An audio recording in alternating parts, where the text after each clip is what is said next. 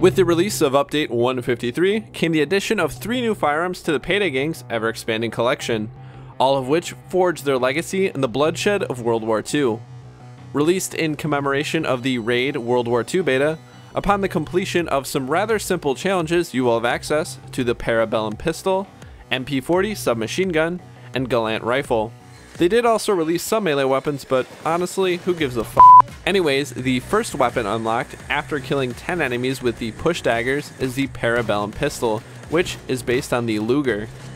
Interestingly enough, it derives its name from the roundet chambers, which would later be known as the 9x19mm Luger Parabellum round, which translates to prepare for war in Latin.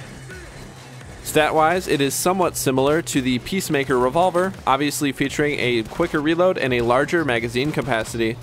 The Parabellum is actually a very powerful sidearm, possessing high damage, accuracy, and a respectable fire rate, tempered only by its subpar stability. The MP40 or a Maschinen Pistol of 40 still retains its original name and functions as a slightly more accurate version of the Swedish K, or a side grade of the Krinkov. Like the Luger, this weapon also chambers the 9x19mm Parabellum round, making it odd that it deals such high damage, especially compared to the Chicago typewriter, which chambers the much more powerful 45 ACP. Either way, the MP40 can also be converted into a high concealment, stealth, or dodge weapon for those who prefer to fly under the radar. Finally, the Galant Rifle, which is based on none other than the M1 Garand rifle, which saw service from the Second World War up until the Vietnam War. As expected, it functions in a very similar fashion to the M308, as the M14 is actually very heavily influenced by the M1 Garand's design.